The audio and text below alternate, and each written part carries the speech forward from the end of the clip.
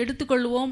ரோமர் 9வது அதிகாரம் 8வது வசனத்திலிருந்து 13வது வசனம்.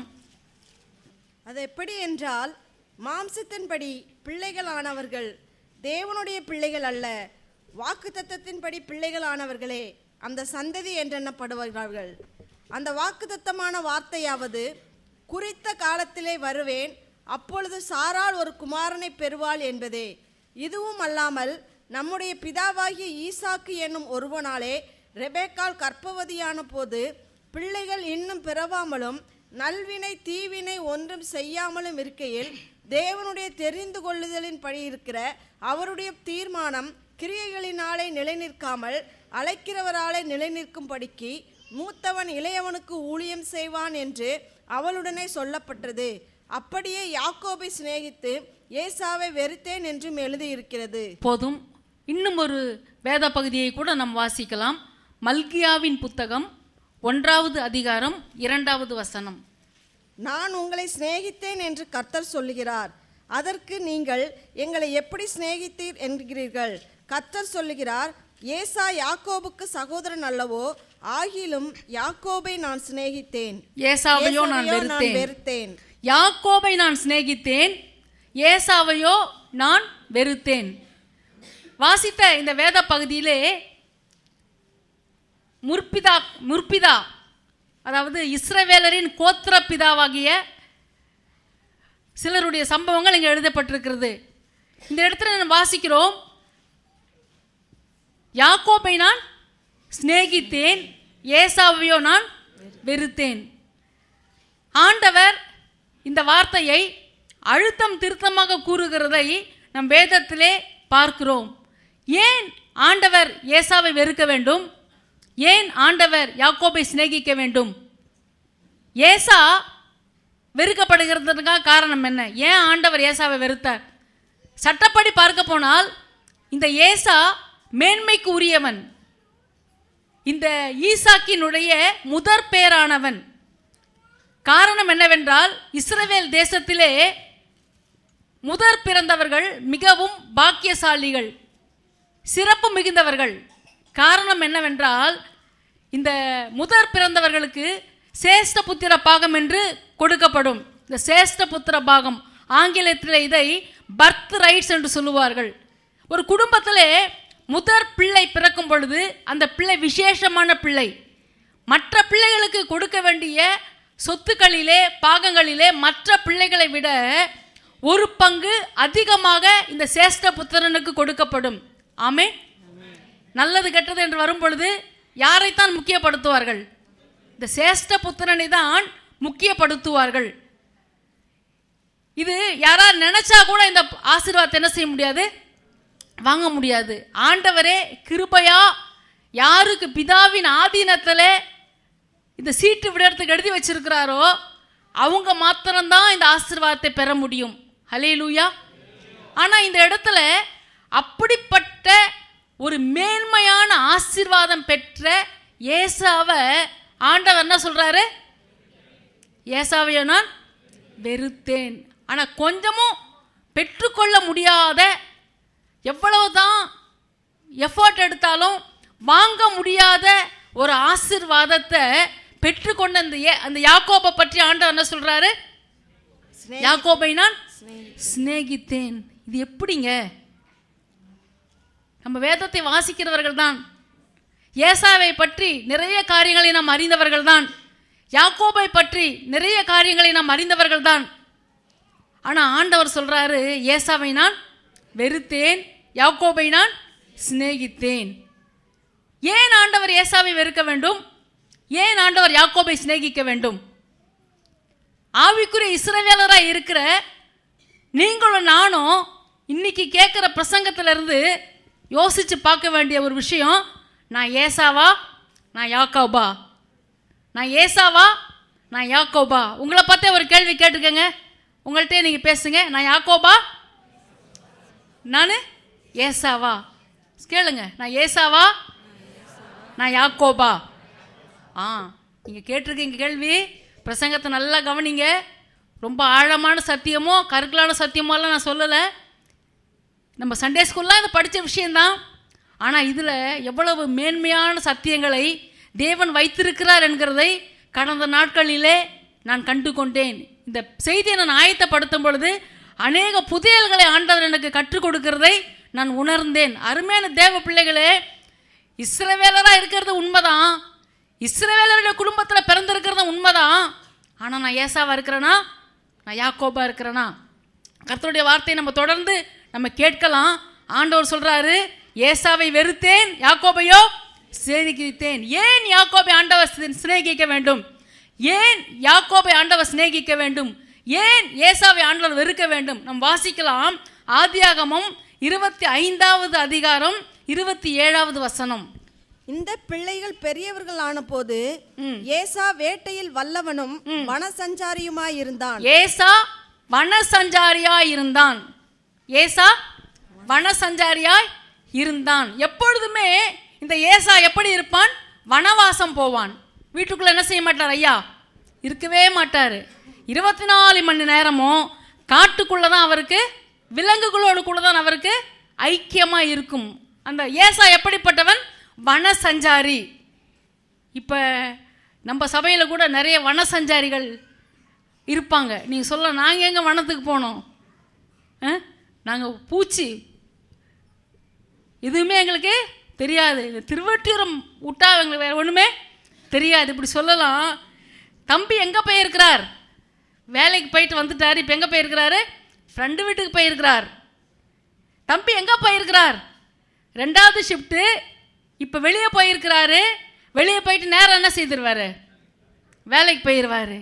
தம்பி எங்கே போயிருக்கிறாரு? வேலைக்கு போனார், இன்னும் வரலை. ராத்திரி தானே செய்வார், வருவார். இந்த தம்பி என்ன செய்ய மாட்டார்?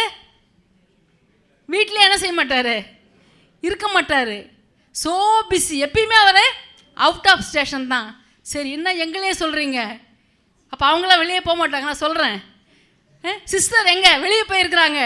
எங்கே போயிருக்கிறாங்க? ஃப்ரெண்டு வீட்டுக்கு போயிருக்கிறாங்க. எங்கே போயிருக்கிறாங்க? கடைக்கு போயிருக்காங்க. எங்கே போயிருக்காங்க? ஷாப்பிங் போயிருக்காங்க. நிறைய பேர்கிட்ட காசு இருக்கோ இல்லையோ எங்கே போயிடுறது? விண்டோ ஷாப்பிங் போயிடுறது. விண்டோ ஷாப்பிங்னா என்ன தெரியுமா? கையில் 5 காசு இருக்காது. கையில் 5 காசு இருக்காது. ஆனால் ஒவ்வொரு கடையில் என்ன தொங்குதுன்ட்டு ஒரு ரவுண்ட் அடிச்சுட்டு வருவாங்க. அதான் என்னது? Window shopping. அருமையான தேவ பிள்ளைகளே, ஏதோ நீங்கள் வீட்டில் இருந்தால் எனக்கு என்ன, வெளியே போனால் எனக்கு என்ன, அதை பற்றி நான் பேசலை. ஆனால் தேவ பிள்ளைகளுக்கென்று ஒரு அடக்கம் ஒடுக்கம் இருக்கணும். தம்பி வேலை உண்டு, வேலை முடிஞ்சால் வீடு உண்டு. அந்த பிள்ளை காலேஜுக்கு போகும், வேலைக்கு போகும், அடக்க ஒடுக்கமாக எங்கே இருக்கும்? வீட்டில் இருக்கும். அது நல்ல பேர். அவனா எந்நேரமும் தெருவில் தான் நிற்பான். எவ்வளோ அழகான சாட்சி இல்லை? இந்த சபைக்கு இருக்கிற ஒருத்தர் கூட அப்படி ஒரு சாட்சி உள்ளவர்களாக இருக்கக்கூடாது. வம்பு பண்ணுகிற கூட்டத்தில் அந்த தம்பி இருக்கக்கூடாது. இங்கே இருக்கிற ஒரு தம்பி வம்பு பண்ணுற கூட்டத்தில் இருக்கக்கூடாது. ஊர் சுற்றுற கூட்டத்தில் இங்கே இருக்கிற பெண் பிள்ளைகள் இருக்கக்கூடாது. அப்போ பெரியவங்க நாங்கள் ரொம்ப ஓகே அப்படியா? அப்படி இல்லை. வீடு வீடாக போய் பேசுகிற பேச்சு இருக்கக்கூடாது. ஊர்க்கதை பேசுகிற பேச்சு இருக்கக்கூடாது. சரி, இதெல்லாம் 2ஆம் பட்சம் தான் எனக்கு. ஆனால் நான் இங்கே ஆவிக்குரிய காரியத்தை ஒப்பிட நான் விரும்புகிறேன். ஆவிக்குரிய காரியத்தை சம்பந்தப்படுத்த நான் விரும்புகிறேன். வனசஞ்சாரி இன்னொரு அர்த்தம் பார்த்தா, ஆவிக்குரிய வாழ்க்கையில் சொல்லும் பொழுது சபையோடு கூட ஐக்கியம் இல்லாதவர்கள் இந்த ஏசாவை போல வனசஞ்சாரி என்று நான் குறிப்பிட விரும்புகிறேன். இங்கே தான் இருக்கீங்களா? காலையில் எழுந்துரு வந்த உடனே 2 ஆசீர்வாதம் போடுவீங்க. நாங்களே நொந்து நூலாய் வந்திருக்கோம். ஏதாவது நல்ல வார்த்தை 2 சொல்லுவீங்கன்னு பார்த்தா ஊர் சுத்தாத காலை உடச்சிருவேன்ற மாதிரி பேசுகிறீங்களே அப்படின்னு நினைக்கிறீங்களா? அருமையான தேவ பிள்ளைகளே, வனசஞ்சாரி என்று சொல்லுகிறது தேவனுடைய சபைக்கு ஏதோ ஞாயிற்றுக்கிழமை மாத்திரம் பாதி சர்வீஸ் வந்துட்டு போகிறாங்க பார்த்தீங்களா? அவங்கள தான் பேசிகிட்டு இருக்கேன். என்னையா சிஸ்டர் பேசுகிறீங்க? ஆமாங்க, நீங்கள் பாதி சர்வீஸுக்கு வர விசுவாசியாக இருந்தால் உங்களை தான் நான் பேசுகிறேன். ஆமேன். அநேக காரியங்கள் சபையில் இருக்கிறது. சபை என்கிறது ஒரு வீடு. ஆண்டவர் சொன்னார், என்னுடைய வீடு சகல ஜனங்களுக்கும் ஜெப வீடு என்று சொல்லப்படும், என் ஜெப வீட்டிலே அவர்களை மகிழ பண்ணுவேன். என் வீடு என்று தேவன் சொல்லியிருக்கிறார். ஸோ நீங்கள்லாம் ஆண்டவர் பிள்ளைங்க தானே, ஆண்டவர் உங்களுக்கு அப்பா தானே. அப்போ உங்கள் வீடு எது? நமக்கு மாம்ச பிரகாரமாக பல இடங்களில் வீடுகள் இருந்தாலும் நாம் எல்லோரும் ஏக தேவனை துதிக்கிற தேவ பிள்ளைகள். நம் பரமபிதா அவருடைய வீடு இந்த சபை, இந்த கூடாரம். எனவே தேவ பிள்ளைகளாக இருக்கிற நாம் சபைக்கு அடிக்கடி வந்து போகிறவர்களாக காணப்பட வேண்டும். ஆமீன். எவ்வளவோ ஒரு ஊழியம் இருக்குது, எவ்வளவோ ஜபங்கள் இருக்குது. வாலிப பிள்ளைகளுக்கு நான் சொல்லுகிறேன், அதான் வாரம் ஒரு நேரம் மாத்திரம் சபைக்கு வரக்கூடாது. நேரம் கிடைக்கிறப்பெல்லாம் சபையில் வந்து நீங்கள் என்ன செய்ய வேண்டும்? ஜெபம் பண்ணி கொண்டிருக்க வேண்டும். சபை என்கிறது ஏதோ ஃப்ரெண்ட்ஷிப் பிடிக்கிற இடம் இல்லை. டேய் நானும் வரேன்டா, நீயும் வா, நீயும் வாடி நானும் வரேன்டி, கதை பேசுகிற இடம் சபை கிடையாது. எங்கெல்லாம் தேவ பிள்ளைகள் ஒன்று கூடுகிறீர்களோ அந்த இடத்துல ஜெபம் இருக்கும் பொழுது அந்த கூடுகை மேன்மை உள்ளதாக காணப்படும். ஆமேன். இதை என்னுடைய வாழ்க்கையில் நாங்கள் அனுபவித்திருக்கிறோம். இங்கே சபை ஆரம்பித்த புதுதில் பார்த்தா வாலிப பிள்ளைகள் மேக்சிமம் டைம் எங்கள் வீட்டிலே தான் இருப்பார்கள். நான் உண்மையை சொல்லுகிறேன், அதற்கு அநேக சாட்சிகள் இங்கே இருக்கிறீர்கள். அவங்க என்ன செய்வாங்க? சேர்ந்து ஜெபிப்பார்கள். சபையிலேயே டைம் ஃபிக்ஸ் பண்ணிவிட்டு ஜெபம் பண்ண வருவார்கள், சேர்ந்து ஊழியத்திற்கு போவார்கள், ஜெப நடை போவார்கள். இன்றைக்கி லீடர் சிஸ்டர் நான் வாசித்தேன் இல்லை, அதில் பாதிக்கு மேலே யார்? அன்றைக்கு கூடி கூடி ஜெபித்தவர்கள் தான். அருமையான தேவ பிள்ளைகளே, எதற்கு நான் சொல்ல வருகிறேன் என்றால், அடிக்கடி சபைக்கு வந்து போக பழகுங்கள். அது உங்களுடைய வாழ்க்கைக்கு மேன்மையாக இருக்கும். ஆனால் ஒரு காரியத்தை சொல்ல நான் ஆசைப்படுறேன், நீங்கள் ஏசாவாக இருந்தால் சபைக்குள்ளே வர உங்களுக்கு விருப்பம் இருக்காது. ஆமேன். நீங்கள் உங்களே யோசிச்சு பாருங்கள், எவ்வளோ டைம் உங்களுக்கு இருக்குது. நேற்றைக்கெல்லாம் ஆண்கள் ஐக்கிய ஜெபம் 3 பேர் வந்து ஜெபித்து கொண்டு இருந்தார்கள். ஏன் மீதி ஆண்களுக்கெல்லாம் 8 மணி நம்ம ஃப்ரீயாக இல்லையா? மனசு இல்லை. அருமையான தேவ பிள்ளைகளே, நீங்கள் ஏசாவாக இருந்தால் ஜெபத்துக்கு வரமாட்டீங்க. ஏசா ஆண்டவனை செய்கிறாரு, நீங்களே சொல்லிக்கங்க.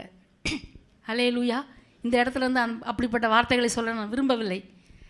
ஸோ நீங்கள் ஏசாவாக இருந்தால் எதுக்குமே வரமாட்டீங்க. ஏன் சாயங்கால சர்வீஸுக்கு போகணுமா, பைபிள் ஸ்டடிக்கு போகணுமா, இந்த ஜெபத்துக்கு போகணுமா, அந்த ஜெபத்துக்கு போகணுமா, வாலிபர் ஜெபத்துக்கு போகணுமா, பெண்கள் ஜெபத்துக்கு போகணுமா, யூத் ஜெபத்துக்கு போகணுமா, அது ஒரு வாஞ்சை என்ன செய்யாது, வராது. ஏனென்றால் அந்த ஏசா வன சஞ்சாரி, அவனுக்கு வீட்டுக்குள்ளே இருக்கவே விருப்பம் இருக்காது. ஆனால் இந்த யாக்கோபை குறித்து இங்கே வேதத்தில் என்ன போட்டிருக்கிறது? யாக்கோபு கூடாரவாசியாக இருந்தான். சொல்லுங்க பார்ப்போம். கூடாரவாசியாக இருந்தான். யாக்கோபு கூடாரவாசியாக இருந்தான். இது எதை குறிக்கிறது என்றால், வீட்டுக்குள்ளேயே இருக்கிற அனுபவம். சில ஆம்பளைங்க, உங்களை சொல்லலை, நான் திருவட்டியூரில் பல வருடங்களாக ஊழியம் செய்கிறபடினாலே நிறைய குடும்பங்களில் நாங்கள் டோர் டு டோர் பண்ணும்போது சொல்லுவாங்க, அவங்க வீட்டுக்கு என்ன செய்ய மாட்டாராம், வேலைக்கே போக மாட்டாராம். அந்த லிஸ்ட்டை நான் சொல்லலை. ஹல்லேலூயா. எதையுமே வந்து நீங்கள் என்ன சொல்கிறோன்னு நீங்கள் புரிஞ்சிக்கணும். என்னத்தையாவது கொண்டு போய் எதிலையா சம்பந்தப்படுத்தி தேவையில்லாத பிரச்சனைக்கு என்ன கொண்டு வந்துடாதீங்க. இந்த யாக்கோபு கூடாரவாசியாக இருந்தார். பாருங்கள், ஒரு வீட்டில் இருக்கிறவங்களுக்கு தான் அதில் இருக்கிற நிறைவுகள் குறைவுகள் தெரியும். அப்படித்தானே? அதில் இருக்கிற கூடுதல் குறைவுகள் தெரியும். அதே போல தான் சபையில் ஊழியங்களிலே இணைந்து இருக்கிறவர்களுக்கு தான் இதில் இருக்கிறதான காரியங்கள் புரியும். இல்லாட்டி இவங்க என்ன சும்மா பணம் பணம்னு சொல்கிறாங்க, பணம் பணம்னு கேட்குறாங்க, அப்படி யோசிக்க தோன்றும். எப்போ பார்த்தாலும் ஊழியத்துக்கு வான்றாங்களே. இங்கே வந்து இருக்கிறவங்களுக்கு தான் ஐயோ எவ்வளோ ஊழியம் இருக்குது, ஊழியத்துக்கு எவ்வளோ ஆட்கள் வேணும், ஊழியத்துக்கு வாகனம் எவ்வளோ முக்கியமானதாக இருக்கிறது, ஊழியத்திற்கு ஜெபம் எவ்வளோ முக்கியமானதாக இருக்கிறது, இந்த காரியங்கள்லாம் புரியும். இந்த யாக்கோபு கூடாரவாசி. இந்த யாக்கோபை ஆண்டவர் என்ன செய்கிறார்? நேசிக்கிறார், சிநேகிக்கிறார். அருமையான தேவ பிள்ளைகளே, நீங்க கூடாரவாசியா வனசஞ்சாரியா? எதுக்குமே பதில் சொல்லி எங்களுக்கு பழக்கம் இல்லைங்க. வாயை மூடிட்டு இருக்கிறதாங்க எங்களுக்கு பழக்கம். இதுக்கும் வாயை மூடிட்டு இருந்துடுறாங்க. அப்படியா? நீங்களே சொல்லுங்க, ஏசாவா யாக்கோபா அப்படின்னு முதல் கேள்வி வச்சேன். 2வது கேள்வி வைக்கிறேன், நீங்கள் வனசஞ்சாரியா கூடாரவாசியா? ஆமீன். கூடாரவாசின்னா என்ன செய்யணும்? சபையை பிரதானப்படுத்தணும், சபையை மேன்மைப்படுத்தணும், சபையை முக்கியத்துவப்படுத்தணும். ஏதோ ஞாயிற்றுக்கிழமை மாத்திரம் சபைக்கு வரணுன்ற எண்ணம் இல்லாதபடிக்கு எப்பெல்லாம் நேரம் கிடைக்குதோ அப்பெல்லாம் சபைக்கு என்ன செய்ய வேண்டும்? ஓடி வர வேண்டும். நான் நிறைய நேரம் இப்போ சாமெல்லாம் நோட் பண்ணியிருக்கிறேன். பார்த்தீங்களா, அவருக்கு வேலை நேரம் போக மீதி நேரங்கள் எங்கே தான் இருப்பார்? சபையில் இருப்பார். எதையாவது ஒன்று தொடச்சிக்கிட்டு கழட்டிக்கிட்டு மாட்டிக்கிட்டு ஜெபித்து கொண்டு ஊழியத்தின் காரியங்களை திட்டமிட்டு கொண்டு, அது ஒரு பெரிய மேன்மையான அனுபவங்க. ஆமேன். ஏதோ ஒரு சிலருக்கு மாத்திரமல்ல. நான் கோடம்பாக்கத்தில் விசுவாசியாக இருந்த பொழுது என்னுடைய நிறைய நேரங்கள், என்னுடைய நிறைய விடுமுறைகள் சபைக்காகவும் ஊழியத்திற்காகவும் தான் எடுக்கப்பட்டதே தவிர ஒரு நாள் என் பர்சனல் யூஸ்க்காக நான் என்னோடய லீவை நான் எடுத்ததே கிடையாது. ஆமேன். அது நான் வேணும்னா எங்கள் பாஸ்டம்மா நீங்கள் போய் கேட்டுக்கொள்ளுங்கள். எதற்கு சொல்ல வருகிறேன் என்றால், யாரெல்லாம் சபையோடு கூட அதிக ஐக்கியமாக இருக்கிறார்களோ, ஊழியர்களோடு அதிக ஐக்கியமாக இருக்கிறார்களோ, அவர்களை ஆண்டவர் விசேஷப்படுத்துவார், மேன்மைப்படுத்துவார் என்கிறதுலே கொஞ்சம் கூட சந்தேகம் கிடையாது. ஆமேன். சபை கர்த்தருடைய கூடாரம் என்று பழைய ஏற்பாடு நாட்களிலே அழைக்கப்பட்டது. அந்த கூடாரத்தில் ரட்சிப்பின் கம்பீர சத்தம் இருக்கும். ஆமேன். சபைக்கு அடிக்கடி வந்து போகிற தேவ பிள்ளைகளோட வாழ்க்கையில் என்ன இருக்கும்? ரட்சிப்பின் கம்பீர சத்தம் இருக்கும். எந்த பிரச்சனை வரட்டுமே பார்த்துக்கலாம் ஒரு கை, அப்படி தான் சொல்லுவாங்களே தவிர என் இதயம் யாருக்கு தெரியும், என் சோக கதையை கேளு அப்படிலாம் யாரும் செய்ய மாட்டாங்க, பாட மாட்டாங்க. பாருங்கள், சபையில் நிறைய பேர் ஐக்கியப்படுகிறவர்கள் இருக்கிறீர்கள். உங்களுக்கெல்லாம் பிரச்சனை வராமல் இல்லையா? உங்களுக்கெல்லாம் கஷ்டம் வரலையா? சோர்ந்து போய் இருந்தீர்களா? ஆனால் ரட்சிப்பின் கம்பீர சத்தத்தை ஆண்டவர் நம்ம இடத்துல பாட வைத்தார் அல்லவா? அது காரணம் என்ன தெரியுமா? தேவனுடைய வீட்டிலே ஐக்கியமாக இருக்கிறதுனாலே தேவன் கொடுக்கறதான ஆசீர்வாதம். ஆமீன். ஆண்டவருடைய வீட்டில் இருக்கிறவங்களுக்கு இன்னும் என்ன நடக்குது? கர்த்தருடைய ரகசிய செயல் விளங்கும். ஆமீன். மற்றவங்களுக்குலாம் புரியாது என்ன செய்ய போகிறோம், ஏது செய்ய போகிறோம். ஆனால் சபையில் இணைந்திருக்கிற தேவ பிள்ளைகளுக்கு, சபையில் அடிக்கடி வந்து போகிற தேவ பிள்ளைகளுக்கு, சபையினுடைய ஊழியங்களில் ஐக்கியம் கொள்கிற தேவ பிள்ளைகளுக்கு கர்த்தருடைய ரகசிய செயலை ஆண்டவர் என்ன செய்வார்? வெளிப்படுத்துவார். கர்த்தரை நம்பி இருந்தேன் எப்படி இருக்கும்? திட்டனா இருக்கும். டாக்டர் சொல்லுவார் நீ பிழைக்கவே மாட்டேன்ட்டு, ஆனாலும் ஜீவனை கொடுக்கிற தேவன், அவருக்காக நான் ஊழியம் செய்கிறேன், ஆண்டவர் என்னை கைவிடவா செய்வார்? அந்த விசுவாசம் நம்ம என்ன செய்யும்? வரும். எனவே யாக்கோபை போல கூடாரவாசியாக இருக்க வேண்டுமே தவிர, குணசாலியாக இருக்க வேண்டுமே தவிர, இந்த ஏசாவை போல வனசஞ்சாரியாக நம்ம என்ன செய்யக்கூடாது? இருக்கக்கூடாது. இப்போ உங்களை நீங்களே கேட்டு பாருங்க, நான் ஏசாவா யாக்கோபா? நான் வனசஞ்சாரியா கூடாரவாசியா? ஒருவேளை இதுவரைக்கும் நீங்கள் இப்படிப்பட்ட மேன்மையான சத்தியத்தை அறிந்து கொள்ளாதவர்களாக இருந்தால் இன்றைக்கு நீங்கள் உங்களை ஒப்புக்கொடுங்கள். ஆண்டவரே, ஞாயிற்றுக்கிழமை ஒரு சர்வீஸ் மாத்திரம் இல்லை, ஒவ்வொரு நாளும் எனக்கு நேரம் கிடைக்கிற பொழுதெல்லாம் சபையிலே வந்து நான் என்ன செய்வேன்? ஜெபம் பண்ணுவேன். அதே மாதிரி ஜெபிக்க பழகாமல் நீங்கள் சும்மா வந்து போக ப்ராக்டிஸ் பண்ணிட்டீங்கன்னா நம்ம சாகிற வரையிலும் ஜெபிக்கிற பழக்கம் நமக்கு வரவே வராது. சபைக்கு எதுக்கு தான் வரணும் சொல்லுங்க? எதுக்கு தான் வரணும் சொல்லுங்க? எதுக்கு தான் வரணும்? ஜெபிக்க வர வேண்டும். எனக்கெல்லாம் கோடம்பாக்கத்தில் ஒரு ஜெப இடமே இருக்கும். எப்போ போனாலும் எந்த நேரம் போனாலும் அந்த இடத்துல உட்காந்து ஜெபம் பண்ணது எனக்கு ஜெபம் ஓடும். ஆமே. ஸோ நீங்கள் சபைக்கு வருகிறது முக்கியம். அதை விட முக்கியம் என்னது? சபையில் வந்து ஜெபம் பண்ண வேண்டும். வாய் பேசக்கூடாது. நானும் வரேன் நீயும் வா, கொஞ்ச நேரம் கதை பேசி விட்டு போகலாம். கதை பேசுகிற இடம் சபை கிடையாது. ஆமே. எனவே எல்லாவற்றிலேயும் ஆண்டவருடைய ஒழுக்கத்தை நாம் பார்க்க வேண்டும். ஆண்டவர் எதை நம்மள்கிட்ட எதிர்பார்க்கிறாரோ, எதை விரும்புகிறாரோ அதை செய்கிறவர்களாக நாம் என்ன செய்ய வேண்டும்? காணப்பட வேண்டும். இந்த ஏசா வனசஞ்சாரி, இந்த யாக்கோபு கூடாரவாசி. இன்னும் கூட ஒரு காரியத்தை நம்ம பார்க்கலாம். பாருங்க, யோசுவாவை பார்க்கும் பொழுது யோசுவா ஆசரிப்பு கூடாரத்தை விட்டு பிரியாத வாலிபனாக இருந்தார். எனவே மோசேக்கு அடுத்து சீட்டு யார் மேலே விழுகுது? யோசுவா மேலே விழுது. முழு இஸ்ரவேலை நடத்தக்கூடிய பாக்கியம் யாருக்கு கிடைத்தது? யோசுவாவுக்கு கிடைத்தது. அதே மாதிரி சாமுவேல் எங்கே வளர்ந்தார்? தேவனுடைய ஆலயத்தில் வளர்ந்தார். சமஸ்த இஸ்ரவேலுக்கும் அவர் தீர்க்கதரிசி. தான் முதல் பெயர் சபா மட்டும் தீர்க்கதரிசியாக அவர் விளங்கினார். அடுத்து நம்ம பார்க்கலாம், நம்ம ஏசாவா நம்ம யாக்கோபுவாங்கிறத நம்ம வந்து இப்போ நம்ம டெஸ்ட் பண்ணுறதுக்கு 2வது கொஸ்டின். ஆதியாகமம் 28வது அதிகாரம் 6 முதல் 9 வரையிலும் இருக்கிறதான வசனங்கள். ஈசாக்கு யாக்கோபை ஆசீர்வதித்து ஒரு பெண்ணை கொல்லும்படி அவனை பதான் அராமுக்கு அனுப்பினதையும் அவனை ஆசீர்வதிக்கையில் நீ கானானியருடைய குமாரத்திகளை பெண் கொள்ள வேண்டாம் என்று அவனுக்கு கட்டளையிட்டதையும் யாக்கோபு தன் தகப்பனுக்கும் தன் தாய்க்கும் கீழ்ப்படிந்து பதான் அராமுக்கு புறப்பட்டு போனதையும் ஏசா கண்டதினாலும் கானானியருடைய குமாரத்திகள் தன் தகப்பனுடைய ஈசாக்கின் பார்வைக்கு ஆகாதவர்கள் என்பதை ஏசா அறிந்ததினாலும் ஏசா இஸ்மவேலிடத்துக்கு போய் தனக்கு முன்னிருந்த மனைவிகளும் அன்றி ஆபிரகாமுடைய குமாரனாகிய இஸ்மவேலின் குமாரத்தையும் நெபாயோத்தின் சகோதரியுமாகிய மகலாத்தையும் விவாகம் பண்ணினான். 27:46.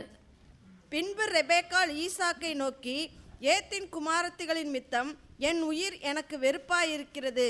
இந்த தேசத்து பெண்களாகிய ஏத்தின் குமாரத்திகளில் யாக்கோபு ஒரு பெண்ணை கொல்வானானால் என் உயிர் இருந்து ஆவதென்ன என்றாள். இந்த இடத்துல நான் வாசிக்கிறோம், இந்த ஏசா தகப்பனுக்கு பிரியமில்லாத ஒரு காரியத்தை செய்கிறான், தாய்க்கு பிரியமில்லாத ஒரு காரியத்தை செய்கிறான். ஆண்டவர் சொல்றார், ஏசாவை நான் வெறுத்தேன். தகப்பன் தாய்க்கு பிரியமில்லாத ஒரு பெண்ணை அவன் திருமணம் முடிக்கிறதுக்காக சென்று திருமணத்தை முடிக்கிறான். அதனால் தாய் தகப்பன் என்ன செய்யறாங்க, அதுல பிரியப்படுகிற காரியம் இல்லை. பாருங்க, ஏசா செய்த 2வது காரியம், தாய் தகப்பனுக்கு பிரியமில்லாத ஒரு இடத்துல சம்பந்தம் வைக்கிறான். ஈசாக்கு அவனை சேஷ்ட புத்திர பாகத்தை இழக்க சொல்லலை. ஆனால் ஏசா வழி விலகி போனதுக்கு காரணம் அவனுடைய சுய விருப்பமும் சுய இஷ்டமும்.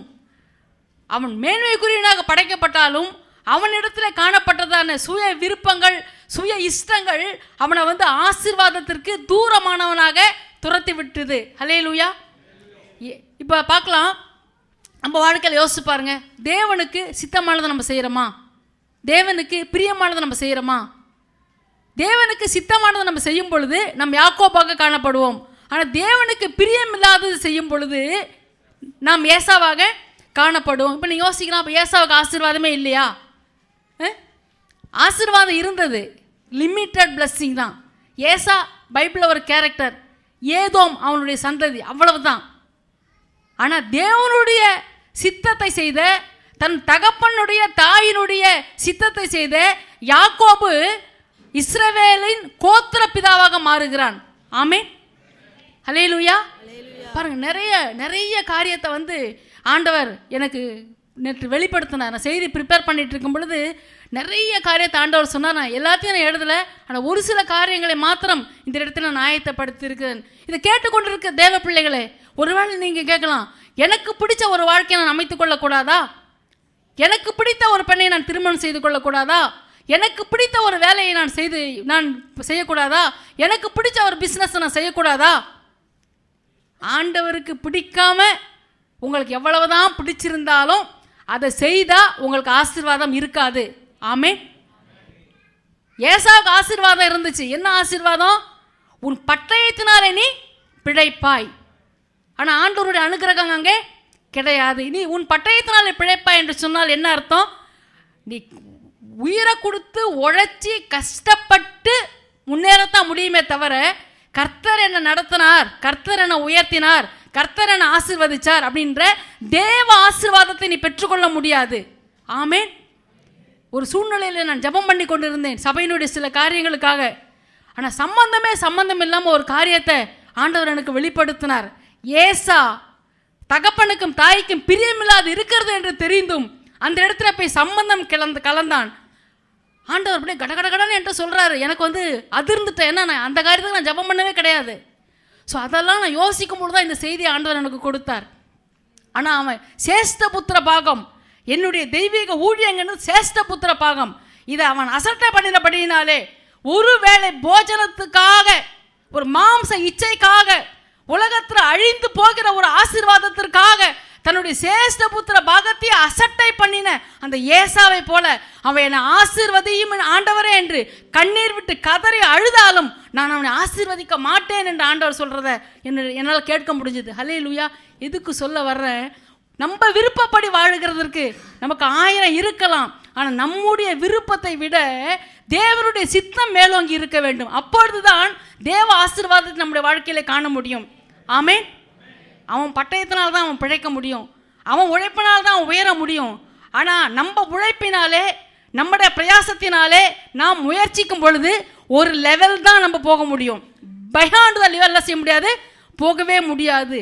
அதாவது ஒரு ஒரு நம்மளோட திராணிக்கு மிஞ்சி ஒரு லெவலுக்குள்ளே நம்ம போக முடியாது. சங்கீதக்காரன் சொல்கிறாரு, ஆண்டவரே எனக்கு எட்டாத உயரமான கண்மலையிலே என்னை கொண்டு போய்விடும். உங்களுக்கு எட்டாத உயரமான கண்மலையிலே ஆண்டவர் உங்களை கொண்டு போய்விட வேண்டும் என்றால், யார் வாழ்க்கையில் தேவ சித்தம் செய்கிறவர்களாக இருக்கிறீங்களோ, தேவனுக்கு பிரியப்படி வாழ்கிறவர்களாக இருக்கிறீங்களோ, உங்களை தான் ஆண்டவர் உயர்த்த முடியும். ஹல்லேலூயா, ஆமென். நம்மளை யோசிச்சு பார்ப்போமே. இயேசு சொன்னார், நான் பிதாவுக்கு பிரியமானவைகளையே செய்கிறபடியினால் அவர் என்னை தனியே இருக்க விடவில்லை. கெத்செமனேல ஆண்டவர் ஜெபிக்கிறாரு.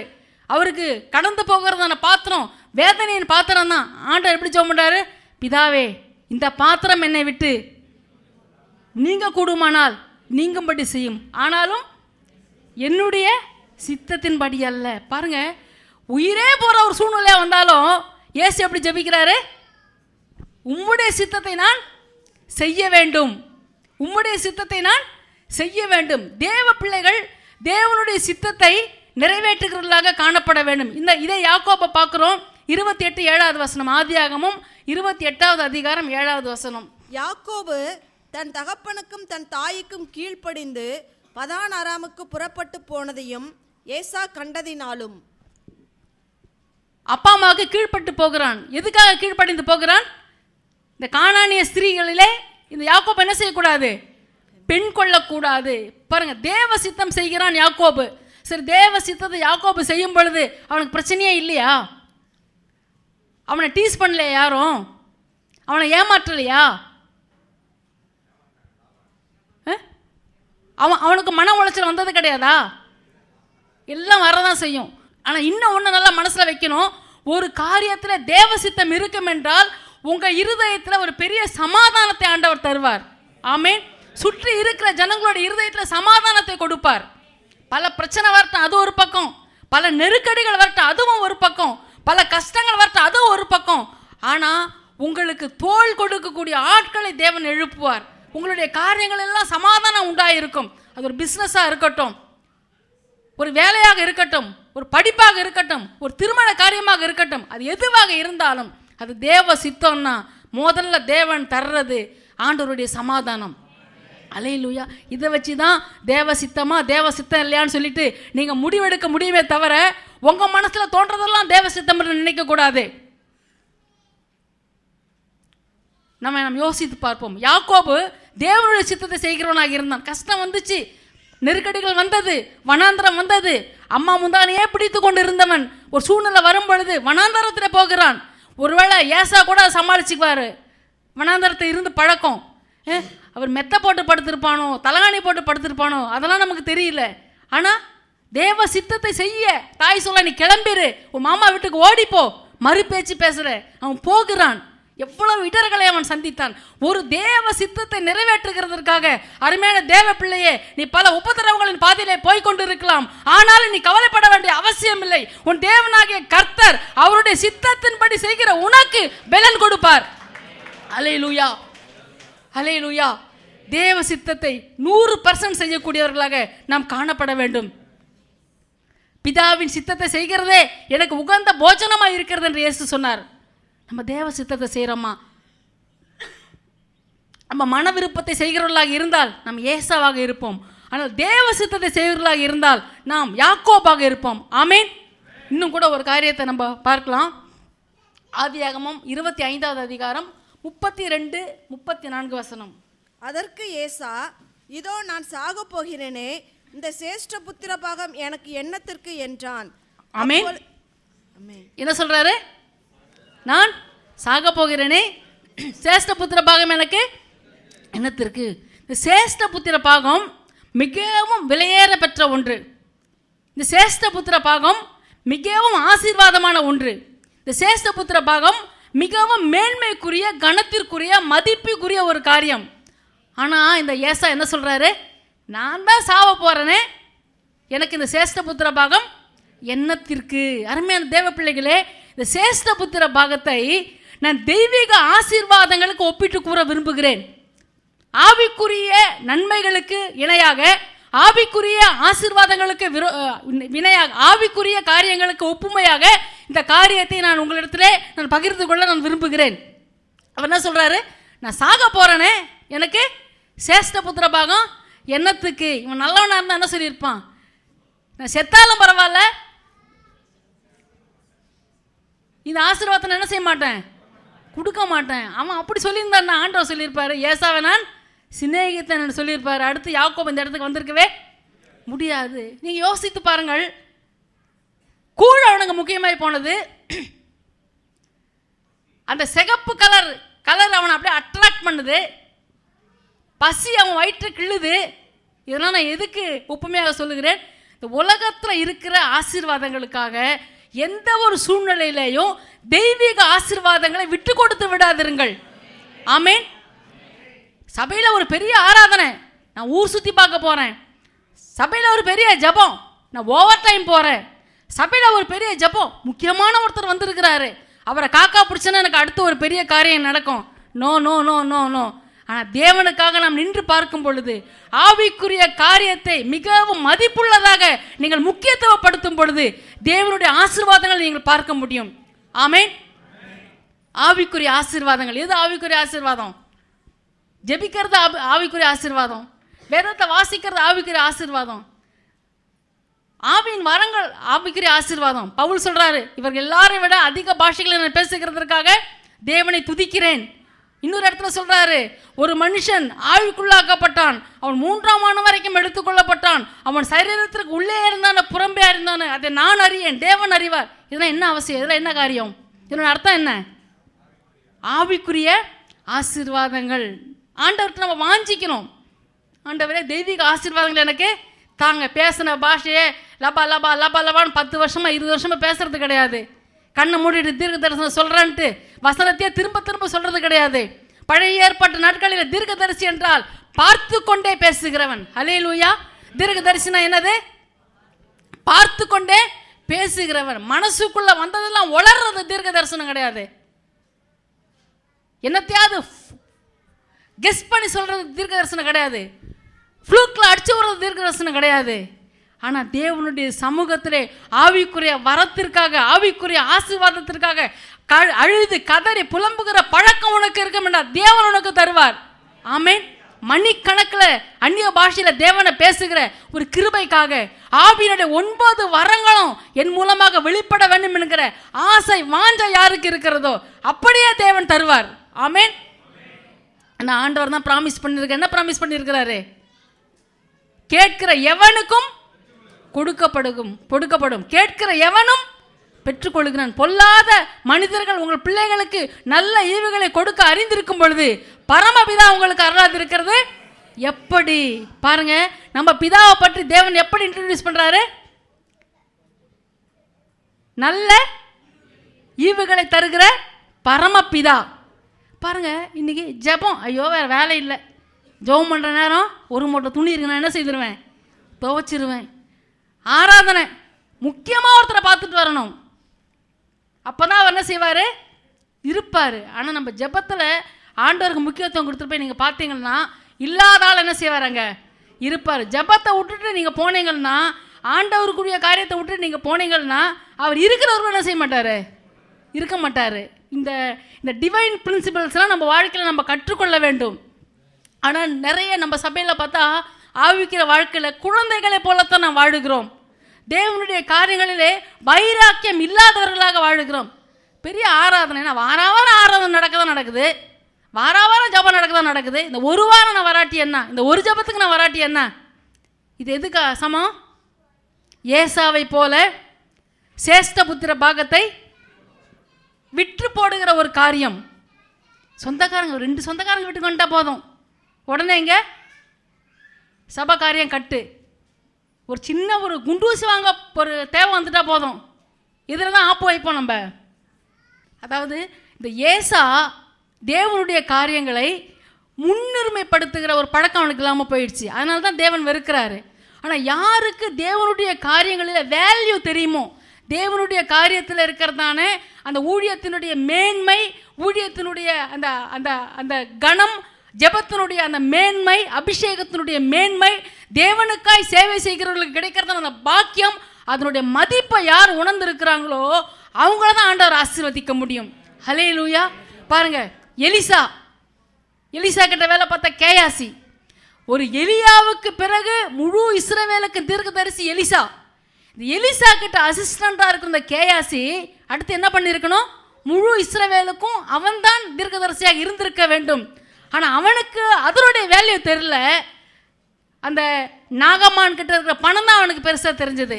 கேயாசி அந்த பணத்துக்கு மேலே, ஐயோ என் எஜமான் பாரு கோட்டை விட்டார், நான் ஓடிப்போய் என்ன செய்வேன்? வாங்கி கொள்ளுவேன். வாங்கி கொண்டான். பணம் மாத்திரமல்ல, நாகமானுடைய குஷ்டத்தையும். நான் என்ன சொல்ல விரும்புகிறேன், இந்த கேயாசிக்கு அந்த ஆவிக்குரிய அருள் மாறியினுடைய வேல்யூ அவனுக்கு தெரியல. அருமையான தேவ பிள்ளைகளே, ஃப்ரெண்டு கிட்ட ஓடுறீங்களா? கண்ட கதைகளையும் பேசி, கண்ட காரியங்களையும் பார்த்து, கண்ட காரியங்களை சிந்தையிலே திணித்து உங்கள் வாழ்க்கையை நீங்கள் நாசம் பண்ணி கொள்ளாதிருங்கள். அருமையான தேவ பிள்ளைகளே, ஒருவேளை நான் ஒரு பாரமே இல்லாமல் பேசுகிற மாதிரி நீங்கள் யோசித்தாலும் என் இருதயக்குள்ளே இருக்கிறதான பாரத்தை என் தேவன் அறிவார். வாலிப பிள்ளைகள் பாருங்கள், எவ்வளோ வாலிப பிள்ளைகள் இருக்கிறீங்க. நான் கர்த்தரை துதிக்கிறேன். இங்கிலாந்து போன்ற தேசத்தில் அவங்க தான் நமக்கு மிஷினரிகளை அனுப்பி தந்தார்கள். ஆனால் இன்றைக்கு பார்க்கும் பொழுது பெரிய பெரிய சபைகள், பிரசித்தி பெற்ற பிரசங்கியார்கள் பிரசங்கித்த சபைகள் எல்லாம் ஆள் இல்லாமல் ஈயாடி கொண்டு இருக்கிறது. நம்முடைய தமிழ்நாட்டிலேருந்து ஒருத்தர் இங்கிலாந்தில் போய் சபை வைக்க போனார். அவர் சீக்கிரத்தில் ஓடி வந்து விட்டார். என்ன காரணம் சொன்னார் தெரியுமா? அங்கே பார்த்தா சபைக்கு ஆட்களே கிடையாது. ஒரு 10-15 கிழங்கட்டைகள் தான் உட்காந்து ஆராதனை அட்டன் பண்ணுதுன்னு சொன்னாங்களாம். ஆனால் என் தேவனை நான் துதிக்கிறேன். உங்களை பார்த்து உங்களுக்காக நான் ஆண்டவரை ஸ்தோத்திரம் பண்ணுகிறேன். நம்முடைய சபைக்கு ஆண்டவர் அநேக வாலிபர்களையும் டீனேஜர்ஸையும் யூத்ஸையும் ஆண்டவர் கொடுத்ததுக்காக நான் நன்றி செலுத்துகிறேன். அருமையான தேவ பிள்ளைகளே, ஒரு தரமற்ற கிறிஸ்தவத்தை நீங்கள் உருவாக்கக்கூடாது. நாளைய கிறிஸ்தவம் உங்கள் கரங்களில் இருக்கிறது. ஒரு தரமுள்ள, பலனுள்ள, அபிஷேகத்தினால் நிறைந்த ஆண்டவருடைய வல்லமை வெளிப்படுத்துகிற ஒரு பெரிய பாக்கியம் உங்கள் மூலமாகத்தான் இந்த சபைக்கு, இந்த சமுதாயத்திற்கு வர வேண்டுமே தவிர, இந்த உலகத்திற்கு வர வேண்டுமே தவிர வேற எங்கே வெளியேந்து வரப்போகிறது கிடையாது. அல்லேலூயா. இந்த நாட்கள் ஆண்டவருக்கு உங்களை ஒப்பு கொடுங்க. மாயைக்குள்ளே போகாதிருங்கள். ஆண்டவர் உங்களை வச்சு செய்ய போகிற காரியங்கள் பயங்கரமான காரியமாக இருக்கிறது. யார் ஒருத்தன் 100க்கு 100 தேவனுக்கென்று தன்னை அர்ப்பணிக்கிறானோ, யார் 100க்கு 100 தன்னை தேவனுக்கென்று கீழ்ப்படுத்துகிறார்களோ அவர்களை கொண்டு செய்ய போகிறதை இந்த உலகம் இன்னும் பார்க்க கிடையாதுங்க. அது ஏன் நீங்களா இருக்கக்கூடாது? உங்களுக்காகவே நீங்கள் வாழாதீங்க. எதையுமே நீங்கள் ஒரு பெரிய காரியத்தை சாதிக்க முடியாது. ஆனால் ஆண்டவருக்காக நீங்கள் வாழ உங்களை அர்ப்பணிக்கும் பொழுது, தாவீது சொன்னது போல உங்களுக்கு எட்டாத உயரமான கண்மலையிலே உங்களை கொண்டு போய் விடுவார். உங்களுடைய பெற்றோர்கள் ஒரு பலவீனர்களாக இருக்கலாம். உங்களுக்கு தூக்கி நிறுத்த உங்களுக்கு ஆட்கள் இல்லாமல் இருக்கலாம். உங்களுக்கு போதிய அளவு படிப்பு இல்லாமல் இருக்கலாம், பணபலம் இல்லாமல் இருக்கலாம், படைபலம் இல்லாமல் இருக்கலாம், எது இல்லாமல் இருக்கலாம். ஆனால் கர்த்தருக்காய் நிற்கிற ஒரு மனுஷனாக நீ இருப்பாயா என்றால் உன்னை வைத்து ஆண்டவர் செய்கிற காரியம் பெரிதாக இருக்கும். அவருக்காக மாத்திரமல்ல, உன்னையும் சமுதாயத்திலே தேவன் உயர்ந்த காரியங்களை செய்கிறவர்களாக மாற்றுவார். ஆமென். அதோடு மாத்திரமல்ல, இந்த எலியா அவருடைய அபிஷேகம் ரெட்டிப்பா வேணும்னு எலிசா ஆசைப்படுறாரு. ஹல்லேலூயா. அவன் சொல்கிறான், உன் எஜமான் உன்னை விட்டு எடுத்துக்குவாங்கன்றவனெல்லாம் என்ன செய்யறான்? விரட்டி அடிக்கிறான். ஆனால் பாருங்க, ஆண்டவரை உம்மிடத்தில் இருக்கிற ஆவியின் வரம் எனக்கு 2 மடங்கு வேண்டும். யார் உள்ளத்தில் வேணும் வேணும் வேணும் வேணும் வேணும்னு ஒரு வாஞ்சை இருக்கோ அவங்கள தான் ஆண்டவர் அபிஷேகம் பண்ணுவார். அவங்களுக்கு தான் தெய்வீக ஆசீர்வாதங்களை தேவன் தருவார். ஒரு மதிப்பு இல்லாத, மதிக்க தெரியாதவனுக்கு ஆண்டவர் மேன்மைகளை கொடுக்க மாட்டார். அதை தான் நீதிமொழிகளில் வாசிக்கிறோம். ஞானத்தை கொள்ளும்படி 3 கரத்தில் ரொக்கம் எண்ணத்திற்கு, அதன் மேல் தான் அவனுக்கு பிரியம் இல்லையே, மனம் இல்லையே. புரியுதுங்களா? வாசிச்சிருக்கிறீங்களா? ஞானத்தை கொள்ளும்படி மூடன்கிட்ட பணம் என்னத்துக்கு? மூடங்கிட்ட பணத்தை கொடுத்து இப்போ ஞானத்தை வாங்கிட்டு வான்னா, ஆமாம் நான் ஞானத்தை வச்சு என்ன செய்ய போகிறேன்? அவன் கையில் அந்த ஞானம் போய் என்ன செய்யும்? வெறியன் கையில் அகப்பட்ட முள்ளை போல தான் அது படாத பாடுபடும். நம்ம ஊர் பாஷையில் சொல்கிறேன்னு, குரங்கு கையில் ஆப்பிட்ட பூமாலையை போல தான். அருமையான தேவ பிள்ளைகளே, ஒரு பெரிய ஆளாக வரணும், ஒரு பெரிய வீடு வாங்கணும், ஒரு பெரிய சமுதாயத்தில் ஒரு பெரிய ஆளாக வரணும், அதெல்லாம் இருக்கட்டும், செகண்டரி, 2ஆம் பட்சம். ஆனால் தேவனுக்கென்று நான் எழும்பி சுடர் விட்டு கொழுந்து விட்டு எரிகிற ஒரு பாக்கியமான மகளாய் நான் வர வேண்டும். ஆமேன். அது எப்போ தேவ சித்தத்தை செய்யும் பொழுது தான் வர முடியும். அல்லேலூயா. எந்த ஒரு சூழ்நிலையிலையும் ஆண்டவருடைய ஊழியத்தை அற்பமாக எண்ணாதீங்க. ஆண்டவருடைய வேலையை அசட்டை பண்ணாதீங்க. உங்களை நம்பி ஆண்டவர் கொடுத்த பொருளை 5 தாலந்து வாங்கினவனை போல நீ பெருக்கித்தான் காட்ட வேண்டுமே தவிர கொண்டு போய் நீ விதைக்காத இடத்துல அறுக்கிறவரும் தெளிக்காத இடத்துல சேர்க்கிறவருமாகிய பொல்லாத மனுஷன் என்று ஆண்டவர் சொல்லாதீங்க. எனவே தேவன் நம்முடைய கரத்தில் கொடுத்த கிருபைகள் மீது வரங்கள் மீது நம்ம அக்கறை உடையவர்களாக இருக்க வேண்டும். அதை மேன்மையாக எண்ணுகிறவர்களாக இருக்க வேண்டும். அதை கட்டி காக்கிறவர்களாக இருக்க வேண்டும். ஒரு ஊழியத்தில் நீ உருவாகி வர்றதுக்கு எத்தனை வருஷங்கள் எடுத்தது? இன்னைக்கு பிரசங்கம் பண்ணுறேன்னா ஒரு 20 வருஷத்துக்கு முன்னாடி நான் யோசித்து பார்க்கிறேன். உங்களெல்லாம் பார்த்தவொடனே மைக்கை கொடுத்து நான் பின்னாடி போய் உட்காந்துருப்பேன். எனக்கு நல்ல கவனம் இருக்குது. முதல் முறை ஐநாவரம் சபையில் பெண்கள் மீட்டிங்கில் என்னை பேச கூப்பிட்டுருந்தாங்க. அவங்க என்ன நினச்சி என்னை கூப்பிட்டாங்கன்னு எனக்கு தெரில. பிரசங்கம் எனக்கு தெரில. பாஸ்டர்கிட்ட சொன்னேன், எப்பா எனக்கு ஒரு பிரசங்கம் தெரிலப்பா. சரிவா பிரசங்கம் நான் சொல்லித்தரேன் வா. எனக்கு நல்ல கவனம் இருக்குது அவங்க சொல்லிக் கொடுத்த பிரசங்கம். ராகாபை பற்றி நீ எடு. அவள் முதல்ல அலங்கத்துக்கு வெளியே இருந்தா, அப்புறம் கொஞ்சம் உள்ளே வந்தா, அப்புறம் அந்த வம்ச வரலாறு இடம் பெற்றா. இதான் பிரசங்கம். அது வேறு வேறு ஜபம். பாஸ்டர் ஒரு பக்கம் ஜபம் பண்ணார். அப்புறம் எங்கள் பாஸ்டர்கிட்ட போனேன், பாஸ்டர் ஐநாவரம் சர்ச்சில் என்ன ஜபம் என்ன பிரசங்கம் எடுக்க கூப்பிட்டுருக்காங்க பாஸ்டர், எனக்காக ஜபம் பண்ணி விடுங்க ஆண்டவரே, அந்த மகளை வல்லமையாக பயன்படுத்துங்க. எனக்கு தெரியும் நான் என்ன பண்ணுவேன், எனக்கு ஆளை பார்த்தோன்னே ஒன்றும் ஓடாத அப்படின்னு சொல்லிட்டு அவங்க பிரசங்கம் ரொம்ப பிரம்மாண்டமாக ரொம்ப பிரசங்கம் ரொம்ப என்னை ரொம்ப இன்ட்ரடியூஸ் பண்ணுறாங்க. இவங்க வந்து கோடம்பாங்க சர்ச்சில் இருக்கிறாங்க, இவங்க வீட்டுக்கார் இவ்வளோ நல்லா அருமையாக பிரசங்கம் பண்ணுறவர், இப்போ வந்து இந்த சகோதரி நமக்கு கர்த்தருடைய வல்லமுள்ள வார்த்தைகளை கொடுப்பாங்க அப்படின்னாங்க. எனக்கு வெளியே நடுக்கிறதுனால வெளியே காட்ட மாட்டோம்ல, போய் மைக்கை பிடிச்சது தான் நேரம். தட தட தடன்னு கையெல்லாம் ஆடுது. ராகாபு அலங்கத்தில் இருந்தா, நடுவில் வந்தா, உள்ளே வந்தா. 5 நிமிஷம் 1 மணி நேரம் பிரசங்கம். இப்போ யோசிக்கிறீங்களா, இந்த மாதிரி 5 நிமிஷத்தில் விட்டா சீக்கிரம் போயிடலாமேன்ட்டு விட மாட்டேன். எதுக்கு சொல்ல வர்றேன், தேவன் நமக்கு கொடுத்துருக்கிற ஆவிக்குரிய ஆசீர்வாதங்கள் ஒரே நாளில் நம்ம சம்பாரிச்சது இல்லைங்க. ஆனால் அந்த கெட்ட பிசாசு, பொல்லாத பிசாசு ஒரே நிமிஷத்தில் நம்ம ஊழியத்தை விட்டே ஓடுறவன் நமக்கு கைடன்ஸ் கொடுப்பான். நம்பாதீங்க நம்பாதீங்க. ஏசு இன்னும் உங்களுக்கு சந்தர்ப்பம் கொடுத்துட்டே இருக்கிறாரு. உனக்கு கொடுத்தது ஆண்டவர் சொன்னாரு, உனக்குள்ளதை நான் வருமளவும் பிடிச்சுக்கங்க, பற்றி கொண்டு இருங்க. ஹல்லேலூயா ஹல்லேலூயா. ஒரு சிலரோடு தேவன் பேசி கொண்டு இருக்கிறார். நேற்றுக்கு இந்த பிரசங்கத்தை எடுக்கும் பொழுது தேவன் எனக்கு சொன்னார், இது நான் கொடுக்கிற கடைசி எச்சரிப்பு. இந்த எச்சரிப்புக்கு அவங்க மனம் திரும்பலன்னா என் ஆவி அவர்களோடு போராடாது என்று சொல்லுன்னு சொன்னார். ஹல்லேலூயா. அது யாருக்கும் எனக்கு தெரில, எத்தனை பேருக்கு எனக்கு தெரில. நான் ஆண்டவர் சமூகத்தில் நின்று சொல்கிறேன், நான் யாரையுமே மனசில் வச்சு பேச நான் விருப்பம். எல்லாம் என்னுடைய பிள்ளைகள் தான். ஆவிக்கிற வாழ்க்கையில் அவங்க நான் பெற்றெடுத்திருக்கிறேன். நீங்கள் வந்து கோடான கோடியை பெருக தான் எனக்கு ஆசை, நீங்கள் விருத்தியடைய தான் எனக்கு ஆசை. சமுதாயத்தில் நீங்கள் நல்ல நிலைமையில் இருக்கும் பொழுது ஒரு வல்லமையுள்ள ஊழியக்காரனாகவோ ஒரு வல்லமையுள்ள ஊழியக்காரியாகவோ ஒரு நல்ல ஒரு பிஸ்னஸ் விமனாகவோ பிஸ்னஸ் மேனாக இருக்கும் பொழுது நான் மார்த்தட்டி சொல்ல முடியும், நான் வளர்த்த பிள்ளை இன்னைக்கு சமுதாயத்தில் நல்ல நிலைமையில் இருக்கிறது. ஆமேன். தயவு செய்து நீங்கள் ஆண்டவருக்கு ஒப்பு கொடுங்க. ஆண்டவருடைய தெய்வீக காரியங்களை, தெய்வீக ஆசீர்வாதங்களை அலட்சியமாக எண்ணாதீங்க. ஆண்டவருடைய அழைப்பும் கிருபை வரங்களும் மாறாதவைகளை, எப்பொழுதும் மாறாதவைகள். அவருக்கு கீழ்ப்படியும் பொழுது, அவருடைய சித்தத்தை செய்யும் பொழுது அவைகள் மாறாததாக காணப்படும். ஹல்லேலூயா. அடுத்து நம்ம இந்த யாக்கோபை குறித்து வாசிக்கலாம். ஏன் ஆண்டவர் யாக்கோபை சிநேகிக்கணும்? ஆதியாகமம் 28, 20, 22. அப்பொழுது யாக்கோபு, தேவன் என்னோட இருந்து நான் போகிற இந்த வழியிலே என்னை காப்பாற்றி உண்ண ஆகாரமும் உடுக்க வஸ்திரமும் எனக்கு தந்து என்னை என் தகப்பன் வீட்டுக்கு சமாதானத்தோடு திரும்பி வர பண்ணுவாரானால் கர்த்தர் எனக்கு தேவனாய் இருப்பார். நான் தூணாக நிறுத்தின இந்த கல் தேவனுக்கு வீடாகும்.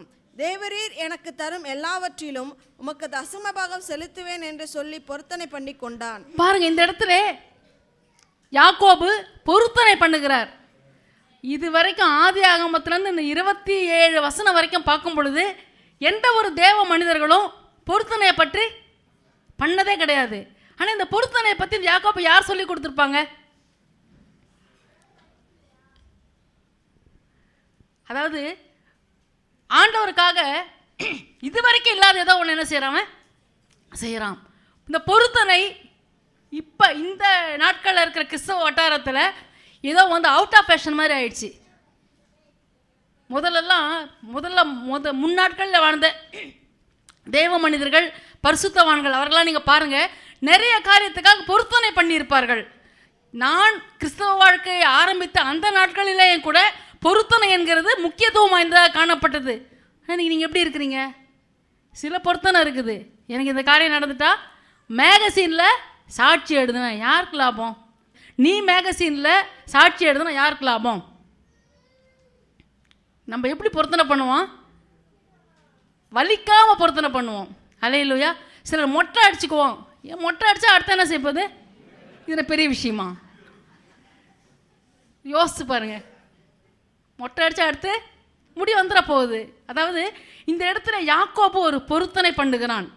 பொருத்தனையை பற்றி அறியாத அந்த நாட்களிலே தேவனுக்கு பொருத்தனை பண்ணக்கூடிய ஒரு மனுஷனாக காணப்படுகிறான். நம்முடைய பொருத்தனை எப்பொழுதும் நமக்கு கொஞ்சம் வலிக்கணும். வலிக்காத ஒரு பொருத்தனை என்ன செய்யக்கூடாது? பண்ணக்கூடாது. பாருங்க, உங்க பொருத்தனையை பார்த்து ஆண்டவர் யோசிக்கணும், ஐயோ என் பிள்ளைக்கு வலிக்குமே, என் பிள்ளை தியாகம் பண்ண வேண்டி இருக்கிறதே, என் பிள்ளை கஷ்டப்பட வேண்டி இருக்கிறதே. அந்த மாதிரி தான் நீங்கள் பொருத்தனை பண்ணணுமே தவிர, நான் ஜெயிச்சுட்டா மீசை எடுத்துக்கிறேன் ஆண்டவரே, முடியை வெட்டிக்கிறேன் ஆண்டவரே, கறி சாப்பிடாமல் இருக்கிறேன் ஆண்டவரே. நல்லதுப்பா. இப்போ நிறைய கண்டுபிடிச்சிருக்காங்க, கறி மீன் சாப்பிட்றத விட வெஜிடேரியன் தான் நல்லா இருக்காங்க. ஸோ எப்பொழுதுமே ஆவிக்குரிய காரியங்களை நீங்கள் பொருத்தனை பண்ணுங்கள். ஆமே. இந்த யாக்கோபு குறித்து நிறைய காரியம் நான் சொல்ல ஆசைப்பட்டேன். பாருங்க, ஆண்டவர் உள்ளவன் எவனோ அவனுக்கு கொடுக்கப்படும் என்று சொன்னார். ஏற்கனவே யாக்கோபு என்ன செய்துட்டாரு? ஆண்டவர் அவனை யாக்கோபு என்ன செய்துட்டாரு? அவங்க அப்பா ஆசீர்வதிச்சிட்டாரு. ஆனால் இருந்தும் அவன் என்ன செய்யறான்? ஆண்டவர்கிட்ட ஆசீர்வாதத்தை கேட்கிறான், பொருத்தனை பண்ணுகிறான். ஆண்டவரே, நான் போகிற வழியிலே என்னை காப்பாற்றி உண்ண ஆகாரமும் உடுத்த வஸ்திரமும் எனக்கு தந்து என்னை என் தகப்பன் வீட்டிற்கு சமாதானத்தோடு திரும்பி வர பண்ணுவாரானால். அருமையான தேவ பிள்ளைகளே, எங்கே ஓடினாலும் எங்கே தான் வரணும்? தகப்பன் வீட்டுக்கு வரணும். ஆமேன். சும்மா பண்டான மாதிரி சுற்றிட்டே இருக்கக்கூடாது. இந்த உலகத்தில் இருக்கிற ஆசீர்வாதம், இதை வாங்கணும் அதை வாங்கணும், எல்லாம் வாங்குங்க, நல்லது. ஆண்டவர் சொல்ல, பிரியமானவனே, உன் ஆத்துமா வாழ்கிறது போல நீ எல்லாவற்றிலும் வாழ்ந்து சுகமாயிரு. கடைசியாக எங்கே போகணும்? பரலோகத்துக்கு போகணும். இங்கே ஜெபம் பண்ணுறான், பொருத்தனை பண்ணுறான் ஆண்டவர்கிட்ட. என்னது? பொருத்தனை பண்ணினான். அருமையான தேவ பிள்ளைகளே, பொருத்தனை பண்ணுகிற காரியங்களை பற்றி சில வார்த்தைகள் சொல்ல நான் ஆசைப்படுகிறேன். தேவ பிள்ளைகள் பொருத்தனை பண்ண வேண்டும். விசேஷமாக யங் ஜெனரேஷனுக்கு நான் சொல்லுகிறேன். பொருத்தனை என்றால் ஆண்டவருக்காக எதையாவது செய்வேன் என்று தீர்மானம் செய்வது. ஹல்லேலூயா. நாம் செய்கிற தீர்மானம், காலையில் நான் சாப்பிட மாட்டேன் ஆண்டவரே, நிம்மதி. எவன் ஓடுற ஓட்டத்தில் சாப்பிட்றதுக்கு என்ன இருக்குது? நிறைய பேர் அறவயிறாக தான் போவாங்க. சரி சொல்லுவாங்க, நான் எப்பயுமே எத்தனையோ வருஷமாக காலையில் நான் சாப்பிட்றதில்ல. அந்த பொருத்தனை வேண்டாம். ஆனால் ஆண்டவரே, நான் இந்த நேரத்தில் இந்த நேரம் ஜெபம் பண்ணுவேன் ஆண்டவரே, நேர் முழங்கால் படிட்டு ஜெபிப்பேன், நேர் முழங்காலில் வேதத்தை வாசிப்பேன். சனிக்கிழமை தோறும் காலையில் சர்ச்சில் ஜெபம் நடக்காட்டே எனக்கு அதை பற்றி பிரச்சனை இல்லை. நான் முழங்கால் படிட்டு வேதத்தை வாசித்து ஜெபித்து ஆவிக்குரிய புத்தகங்களை வாசித்து அந்த நாள் முழுவதும் தேவனுடைய பாதத்தில் செலவு பண்ணுவேன். வேலைக்கு போகிற தங்கச்சிங்களுக்கு சொல்கிறேன், வேலைக்கு போகிற பெண்களுக்கு சொல்லுகிறேன், ஆண்களுக்கு சொல்லுகிறேன், அந்த ஒரு நாள் ஆண்டவரே உங்கள் பாதத்தில் நான் உட்கார்ந்துருப்பேன் ஆண்டவரே. ஆமே. ஜெபம் பண்ணுறேன்னு சொல்லிட்டு அன்றைக்கி லீவு போட்டுட்டு, ஆண்டவரே நீங்கள் உபவாசம் பண்ணி ஜெபம் பண்ணுறேன்ட்டு காலையிலெல்லாம் சாப்பாடாமல் இருக்கிற துணியெல்லாம் போட்டு துவைச்சி வீடெல்லாம் க்ளீன் பண்ணி என்னென்ன வேலை இருக்குது அத்தனையும் முடித்து, ஆண்டவரே ஆத்தனை ஸ்தோத்திரம் ஆமேன் ஆண்டவரேன்னா அது பொறுத்தனை கிடையாது. நம்ம கில்லாடினா ஆண்டவர் அதை விட படுகில்லாடியாக இருப்பார். அல்லேலூயா. உங்களுக்கே எவ்வளோ ஞானம் இருக்குது, உங்களை படைச்சவருக்கு எவ்வளோ ஞானம் இருக்கும். நம்ம பிள்ளைங்களை சொல்கிறார், உனக்கே தெரியல உங்கள் அப்பா எனக்கு எவ்வளோ இருக்குன்னு சொல்கிறோம்ல, அந்த மாதிரி தான். அல்லேலூயா. எப்தா பொருத்தனை பண்ணினார். அது அவனுக்கு வலிச்சது. என்ன பொருத்தனை? ஒரே பிள்ளைய பலி கொடுக்கணும். நம்ம செய்வோமா? ஆண்டவரே, இது பேசுறது உண்மை சத்தமா பிசாசின் சத்தமா? அப்பாலே போ பிசாசை, எவ்வளோ பிசாசை விரட்டி இருக்கணும் நம்மன்னா. ஆனால் எப்தா அப்படியே கீழ்ப்பா. அந்த பிள்ளை பாருங்க என்ன தங்கம். நம்ம வீட்டு பிள்ளைங்கன்னா அண்ணால் பொருத்தனை பண்ணுகிறாள். ஒரு குமாரனை கொடுத்தால் அதை உமக்கே திருப்பி கொடுப்பேன். பிள்ளை இல்லாமல் பிறந்த பிள்ளை வீட்டுக்குள்ளே இருந்தால் எவ்வளோ சந்தோஷமாக இருக்கும். எங்கள் வீட்டில் எங்கள் ஜெயரிசை 2 நாள் வீட்டில் இருந்துட்டு போனான்னா 3ஆவது நாள் ஐயோ பிள்ளை இல்லையேன்னா ஆசையாக இருக்கும். ஆனால் பிள்ளையே இல்லாதவர்களுக்கு பிள்ளையே அதை வந்தவொடனே திரும்ப ஆண்டவர்கிட்ட கொடுக்கணுன்றது எவ்வளோ பெயின் இருக்கும். யோசிச்சு பாருங்கள். அருமையான தேவ பிள்ளைகளே, நம்ம பண்ணுற பொருத்தனை பெயின் உள்ளதாக நீங்கள் செய்யுங்க.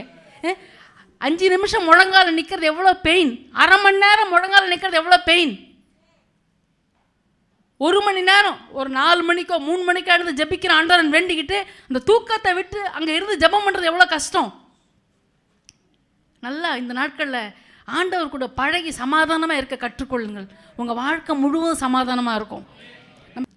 கொஞ்சம் ப்ராக்டிக்கலாக ரியல் லைஃபுக்கு வாங்க. தேவனுக்கு முக்கியத்துவம் கொடுக்க பழகி கொள்ளுங்க. தேவனுடைய காரியங்களில் கனம் பண்ண கற்றுக்கொள்ளுங்க.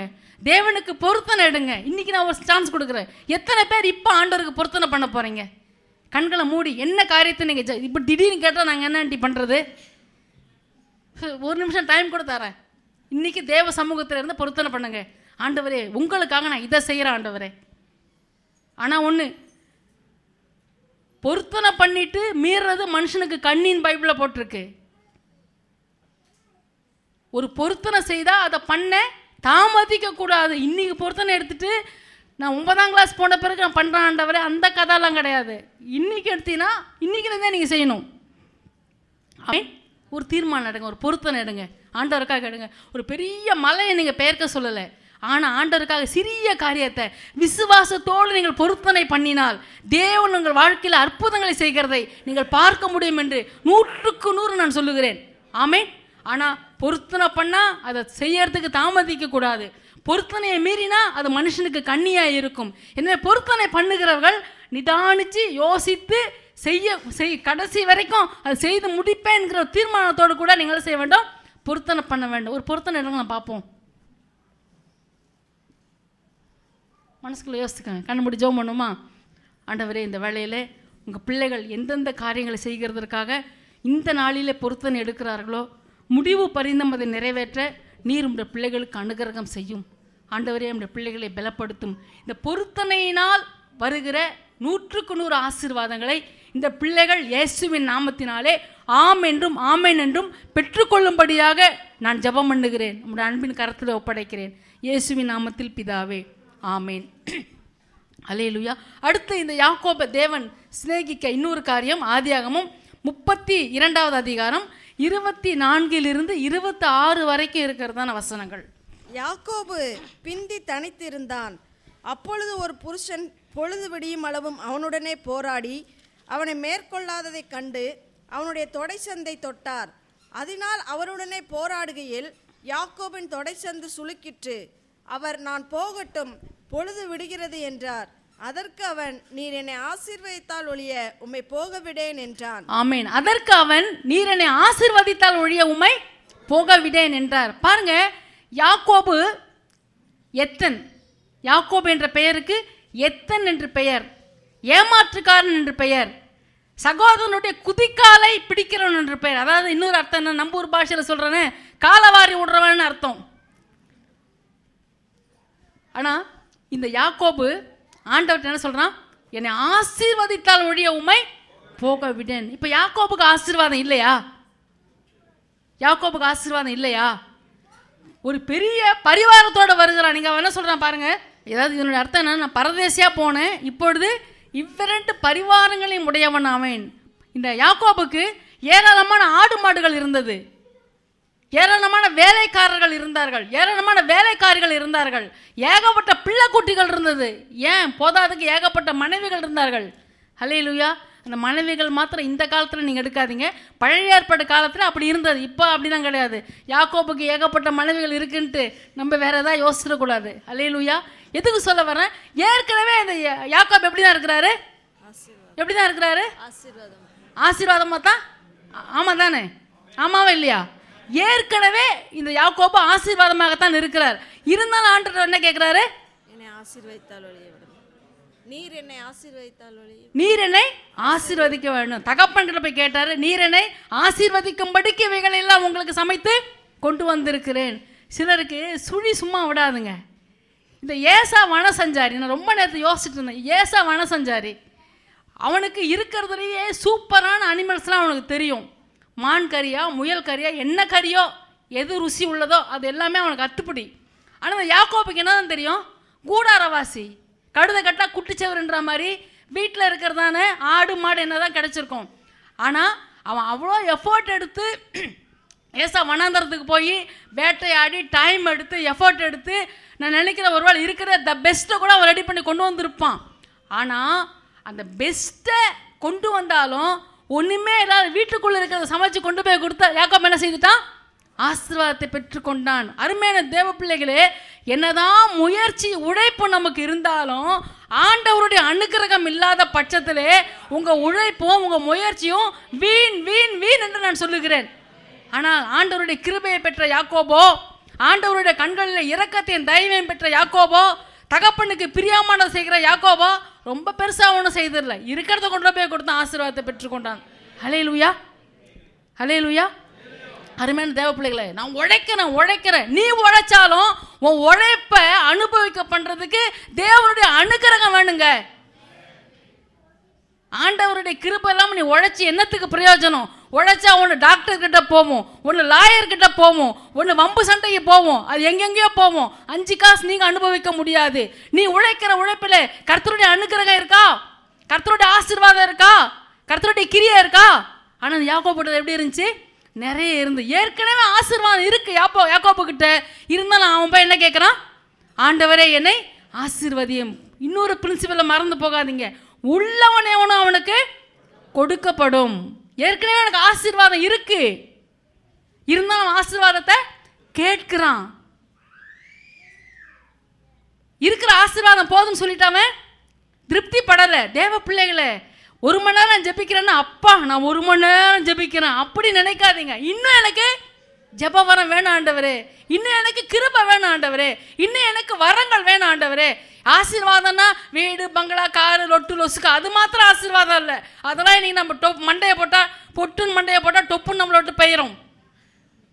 ஆனால் நிலையா இருக்கிற ஆசீர்வாதங்கள், நிரந்தரமா இருக்கிற ஆசீர்வாதங்கள், நித்திய ஆசீர்வாதங்களுக்கு தேவன் நம்மை உட்படுத்த வேண்டும். அந்த யாக்கோபுக்கு அதனுடைய மேன்மை தெரிஞ்சிருந்தது. ஆடு இருக்கட்டும், மாடு இருக்கட்டும், ஒரு கொள்ளை நோய் வந்தால் அந்த ஆடும் போயிடும், மாடும் போயிடும். ஒரு வியாதி வந்தால் பொண்டாட்டி பிள்ளை குட்டிங்கெல்லாம் போயிடும். ஆனால் அந்த ஆசீர்வாதம்லாம் எனக்கு இல்லை ஆண்டவரே. நித்தியமான ஆசீர்வாதங்கள் இருக்கிற ஆசீர்வாதம் நம்ம அனுபவிக்கணும்னா அதுக்கு என்னதான் வேணும்? ஆண்டவருடைய அனுக்கிரகம் தான் வேணும். அதான் பிரசங்கி நல்லா எழுதி வச்சிருக்கிறாரு. எவ்வளவுதான் சாப்பாடு இருந்தாலும் அதை 3 நேரத்துக்கு மனசார சாப்பிட்றதுக்கு என்னதான் வேணுமா? வாசிச்சிருக்கிறீங்களா? ஆண்டவருடைய அனுக்கிரகம் வேணும். ஆமாவா இல்லையா? ஆனால் இந்த யாக்கோபு எவ்வளோ ஆசீர்வாதம் இருந்தாலும் ஆண்டவர் என்ன கேட்குறாரு? என்னை ஆசீர்வதித்தால் ஒழிய உம்மை போக விட மாட்டேன். ஸோ ஆசீர்வாதத்துடைய மேன்மையை நம்ம என்ன செய்ய வேண்டும்? உணர்ந்து கொள்ள வேண்டும். அருமையான தேவ பிள்ளையே, உனக்கு நல்லா ஜெபிக்கிற ஒரு கிருபையை கொடுத்துருக்கிறாரு. இதோட மேன்மை உனக்கு தெரியுதா? ஏதோ நான் காலையில் 1 மணி நேரம் ஜெபிக்கிறேன், காலையில் 1 மணி நேரம் ஜெபிக்க ஆண்டவர் எனக்கு ஆசீர்வதிச்சிருக்கிறாரே. மணிக்கணக்கில் வேதத்தை வாசிக்க எனக்கு ஆண்டவர் ஆசீர்வதிச்சிருக்கிறாரே. ஆவிக்குரிய புத்தகங்களை வாசிக்க ஆசீர்வதிச்சிருக்கிறாரே. ஒவ்வொரு ஜபங்களுக்கு ஓடோடி வர ஆண்டவர் ஆசீர்வதிச்சிருக்கிறாரே. ஒவ்வொரு ஊழியங்களை கலந்து கொள்ள என் ஆண்டவர் ஆசீர்வதிச்சிருக்கிறாரே. சமுதாயத்தின்படி பார்த்தா நான் செல்லாத காசு, 5 காசுக்கு பிரயோஜனம் இல்லை. ஆனால் ஆண்டவர் என்ன லீடர் லெவலில் உயர்த்தி வச்சு ஆசீர்வதிச்சிருக்கிறாரே. கிருபை கிருபை கிருபை கிருபை, அதுதான் மேலான ஆசீர்வாதம். கவர்மெண்ட்ல போஸ்டிங் கொடுத்தாலும் 58 வயசுல உங்களை வீட்டுக்கு அனுப்பிச்சிருவாங்க. ஆனால் ஆண்டவருடைய ஊழியமா சாவர வரைக்கும் நம்ம செய்யலாம். அல்லேலூயா. நம்ம மரணம் அடையும் வரைக்கும் கர்த்தருடைய ஊழியத்தை செய்ய முடியும். அல்லேலூயா. நல்ல மேலான ஆசீர்வாதங்களுக்காக என்ன செய்ய வேண்டும்? வாஞ்சிக்க வேண்டும். மேலானவைகளை நாடுங்கள் என்று புதிய ஏற்பாட்டில் நம்ம வாசிக்கிறோம். அல்லேலூயா. இந்த யாக்கோபு அப்படிதான் ஆண்டவருடைய ஆசீர்வாதங்களை நாடுகிற ஒரு மனுஷனாக இருந்தான். ஆண்டவர் சொல்ல, நீர் என்னை ஆசீர்வதித்தால் உடைய உண்மை போக விட மாட்டேன். பாருங்க, ஆண்டவர் அவன் பேர் என்ன செய்யறாரு? மாத்திர. யாக்கோபுன்னா எத்தன், ஏமாற்றுக்காரன், மோசடி பேருன்னு அர்த்தம். ஆனால் அவன் என்ன செய்யறாரு? ஆண்டவர் இஸ்ரவேல் என்று சொல்லுகிறார். இஸ்ரவேல் என்றால் மகா பிரபு என்ற அர்த்தமாம், தேவனை ஜெயித்தவன் என்ற அர்த்தமாம். ஹல்லேலூயா. தேவனையே ஜெயிக்கிறாலும் நம்ம ஆளு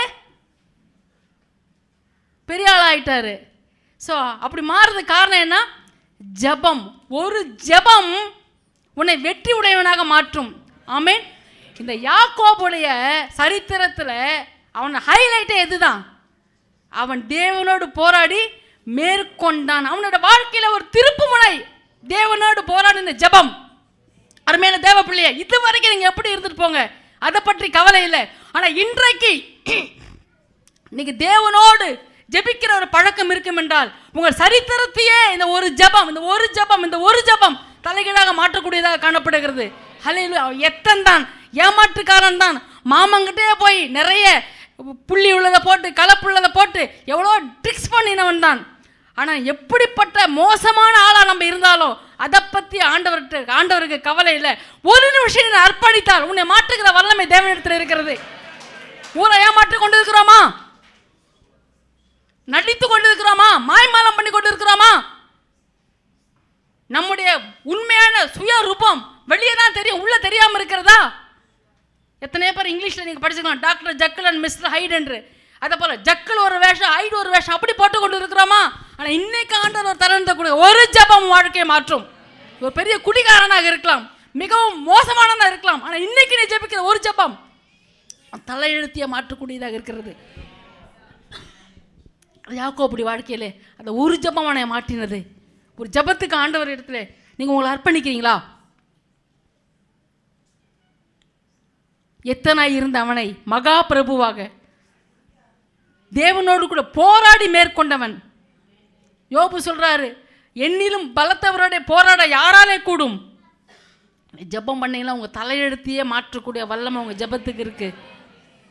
எவ்வளோ நாள் தான் சொல்ல போறீங்க, இது என் தலையெழுத்து, இதுலேருந்து நான் மீண்டு வர முடியாதுன்னு எவ்வளோ நாள் சொல்ல போறீங்க? எவ்வளோ நாள் இது என் பலவீனன்னு சொல்ல போறீங்க? எவ்வளோ நாள் இதுலேருந்து நான் எப்படி வெளியே வர முடியும்னு சொல்ல போறீங்க? எவ்வளோ நாள் எனக்கு வெளியே வர வாய்ப்பே இல்லைன்னு சொல்ல போறீங்க? ஒரு ஜெபம், ஒரு ஜெபம் யாக்கோபை மாற்றினது ஒரே ஜெபம். அவன் வாழ்க்கையில் அந்த யாக்கோபு இன்னும் கூட ஒரு காரியத்தை நான் வாசித்தேன், எனக்கு ரொம்ப சந்தோஷமாக இருந்தது. எவ்வளோ வேணும் நான் பார்த்துருந்தேன், அவன் இருதயத்தில் ஒரு நன்றி உள்ள இருதயம் இருந்துச்சு. எவ்வளோ என்னை உயர்த்தி இருக்கிறீங்களா ஆண்டவரே, எவ்வளோ என்னை ஆசீர்வச்சிருக்கிறீங்களா ஆண்டவரே, இது நான் கொஞ்சம் கூட தகுதி இல்லைப்பா, நீங்கள் நம்ம எப்படி இருக்கிறோம், என்ன செய்தீர் ஆண்டவரே, எனக்கு ஏன் ஆண்டவரே செய்கிறீர்? எந்த ஒரு சூழ்நிலையிலையும் யார் நீங்கள் ஆண்டவரை குற்றவாளி கூண்டுல ஏற்றாம இருக்கிறீங்களோ, நன்றி உடையவர்களா இருக்கிறீங்களோ, உங்களை தான் ஆண்டவர் ஆசீர்வதிக்க முடியும். என்ன செய்தீங்க, என்ன செய்தீங்க, என்ன செய்துட்டீங்க, இப்படி ஆண்டவர்கிட்ட கேள்வி கேட்குற ஒருத்தரும் ஒரு நாள் ஆசீர்வதிக்கப்பட போகிறது கிடையாது. ஆனால் இருதயத்தில் இந்த யாக்கோபு சொல்கிறாரு, ஆண்டவரே எவ்வளோ காரியத்தை செய்தீங்கப்பா, ஒன்றும் இல்லாமல் வெறும் கோலும் கையுமா போனேன் ஆண்டவரே, ஒன்றுமே இல்லாமல் போனேன், எங்கே படுப்பேன்னு தெரியாது, எங்கே சாப்பிடுவேன்னு தெரியாது, எங்கே தங்குவேன்னு தெரியாது, என்ன பண்ணுவேன்னு தெரியாது, என்ன தொழில் செய்வேன்னு தெரியாது, மாமனை கண்டுபிடிப்பேன் கண்டுபிடிக்க மாட்டேன் அதுவும் எனக்கு தெரியாது. ஆனால் இன்னைக்கு உங்கள் கிருபை என் கூட இருந்து 2 திரளை நான் வச்சிருக்கிறேன் ஆண்டவரே. அல்லேலூயா. உங்கள் வாழ்க்கையை நீங்கள் யோசிச்சு பாருங்க. இன்னைக்கு இப்படி இருக்கிறீங்களே, யாரும் உங்களுக்கு சம்பாரிச்சு கொடுத்தாங்களா? இல்லை உங்கள் அம்மா அப்பா சம்பாரிச்சு வச்சு அனுபவிச்சுட்டு இருக்கிறீங்களா? இன்னைக்கு ஆண்டவர் இவ்வளோ உயர்த்தி வச்சிருக்கிறாரு, அது ஆண்டவருடைய கிருபை தானே. என்னைக்காக நீங்கள் யோசிச்சிருக்கிறீங்களா, ஆண்டவரே இவ்வளோ தூரம் என்னை ஆசீர்வதிச்சதுக்கு நான் கொஞ்சம் கூட பாத்திரம் இல்லைப்பா, நான் தகுதி இல்லை ஆண்டவரே, கம்பேர் பண்ணுறீங்களா ஆண்டவரே? நானும் தானே உழைக்கிறேன், எனக்கு ஒன்றும் இல்லையா, அவளுக்கு மாத்திரம் இருக்க, அவனுக்கு மாத்திரம் இருக்க, அவன் மாத்திரம் இதை வாங்கிட்டாங்களே அதை வாங்கிட்டாங்களே, யார் கூட கம்பேர் பண்ணாதீங்க. ஆண்டவருடைய கிருபை யோசித்து பாருங்கள். ஆண்டவருக்கு நன்றி உடையவர்களாக இருங்கள். ஆண்டவர் எப்பொழுதும் துதிக்கிறவர்களாக இருங்க.